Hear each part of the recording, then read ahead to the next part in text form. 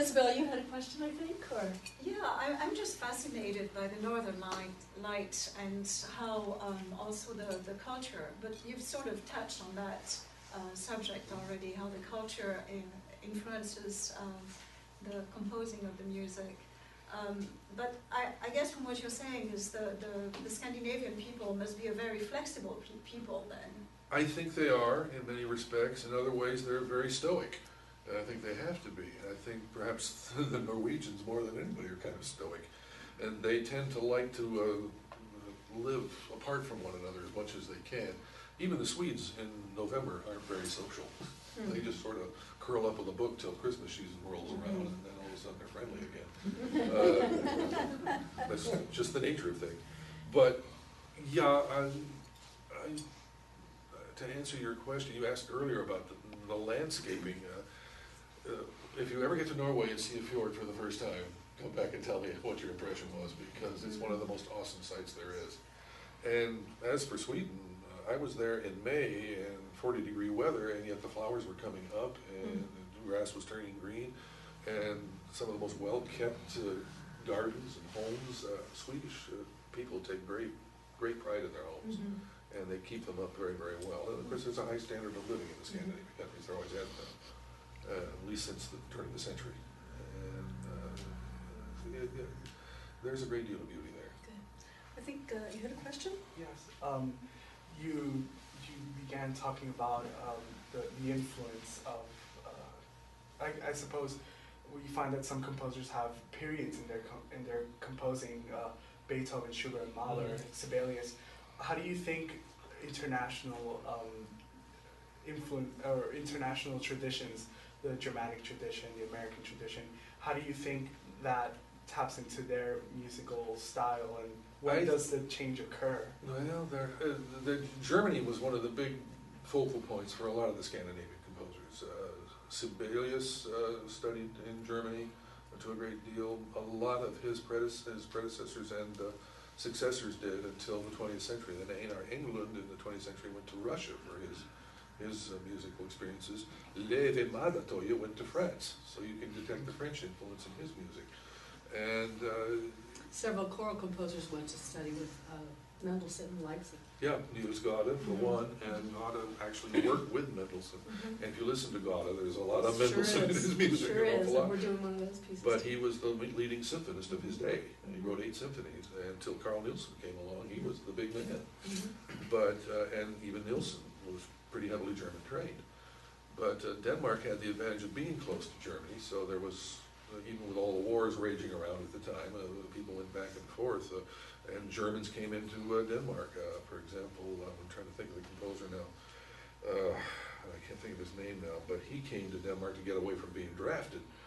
And even though he's German-born, Dietrich Buxtehude had some Danish influence in his, even though he lived in Lübeck for the most part. But there's Danish influence in his writing, without a doubt. And I don't know if I'm answering your question adequately or not, but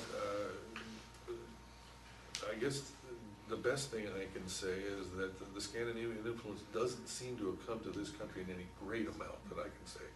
Except for smorgasbords. Except for smorgasbord and aquavit. But musically, I think there's been kind of a renaissance in their music in the last several years, and people are getting to know them a lot better. And countries like Finland, where opera has revived over the last 20 years, with people like Aulis Salinen, Rautovara, and Jonas Kukkonen, we're getting to get a better view. And of course, if you go to Savonlinna, where the Summer Opera Festival, you get an idea of just how vibrant these countries are. The festivals in Finland in the summer are everywhere. Savonlinna, there's a jazz festival at Pori. Turku has a festival. There are festivals in Helsinki, everywhere. Just everything you can think of going on. You could spend an entire summer in Finland. And one way that choral music has come to this country, and we've been influenced by Scandinavian composers because their music is so well composed, well crafted, is through the Danish radio choir and the Swedish radio choir, especially Erik Erikson, who put out, when LPs were still around, 500 Centuries of Choral Music, which was the standard that American students and conductors judge themselves by, you know, programming-wise and interpretation-wise. So that Stockholm Radio Choir has just affected, you know, generations I had of the pleasure of young interviewing him. musicians. Very, Really? yeah, very interesting Wow. man, very interesting man. Jaakko Mäntyjärvi was at Westminster a few years ago, and I met him. We did a podcast because he had written that piece. It was a requiem for a ship that had sunk in the Baltic Sea, and people were killed. And I got a real taste of some choral writing that I hadn't heard before. And he's a translator by trade. He's like Borden, he composes on the side. But what he writes is very, very interesting. I really like his stuff. See, you had a question. Yeah, I've always been quite fascinated by Scandinavia. My forebears actually came from the Orkney Islands, which were part of the Norse kingdom until the 1400s, when they were given to Scotland as part of a dowry. So my bloodline is all Norse, and my grandfather used to say we shouldn't go back too far in history because he thinks we were thrown out of Norway for sheep stealing. So that's the other part of the family story. But my question is, with regard to, you know, we tend to talk about Scandinavia, but Finland, as you've touched on, is really quite unique. Yes. I mean, culturally, they are not Germanic. Their language sounds like nothing else. It's part of that Finno-Ugrian group of languages. The people look different. They're smaller, dark people. They're, you know, dark-haired people. They're not big and blonde. How does that affect the music? Is the Finnish music distinct from the other music, where, you know, there's much more culturally and linguistically in common between the other languages? I think it is distinct to some extent, and I think Sibelius made a bit of distinction in his own individual writing. I think you can detect it quite clearly. He taps into folk music, but not in the same way that Grieg would, or that someone in Sweden or Denmark might. And even Denmark, I think, is a good deal more cosmopolitan in many ways. Well, it's connected. Yeah, but the Finns have their Kalevala, which is practically envelops that entire country. That's the national epic of Finland. And it was suppressed for so long, and was finally translated into Finnish by, I think it was Elias Lönnbrot was his name. And that one work seems to be the focal point of everything in Finland. And their close relationship to the Estonians, because it's a very similar language, and they have their own Kalevala, and I think their national instrument is the same. The kantala is the national instrument of Finland, and I believe it is in Estonia as well. And for that reason, sometimes Estonia is grouped into the Scandinavians. Some of the Scandinavian festivals that I go to, like the one up in Morris County in September, the Estonians are there. So they're kind of lumped in. But if you listen to Estonian music, it's distinct in its own way from anything in Finland. And it's a quick boat ride across the Gulf. Yeah, but if you listen to some of those, Arvo Pärt is Estonian born, but he doesn't sound anything like Sibelius at all. But there is a certain Nordic feel to his music, but he lives in Germany now. So. But the other piece is that, I mean, Finland was always really under the sway of either Sweden or Russia. It was trapped between those, and if you go back 300 years to the time of Peter the great battles between the Swedes and the Germans, and the Finns were caught in between, and in the Second World War the Finns are caught in between. So to what extent was their music influenced by the Russians and by the Swedes as a result of it? Well, you hear it in Sibelius for sure. Yeah. You can hear it in his first two symphonies, and you can hear it in Einar England's music. There's clearly a Russian influence there. And I think that in England's case, it was by design. He went there to study. So he clearly wanted to know more about it. And if you listen to his symphonies and any of his other music, there's a Russian feel there to it. So he's probably not really as Nordic as Sibelius in that sense. But I don't know whether Finland has had as much of an influence over the other Scandinavian countries or not. The Swedes and the Finns traditionally don't get along very well. That's something that's not generally known. They don't like to talk about it because it's bad for tourism.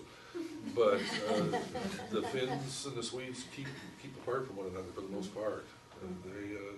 There's about 6% of Swedish-speaking people living in the western part of Finland, around Turku, which had a Swedish name for many years and was the old capital of Finland.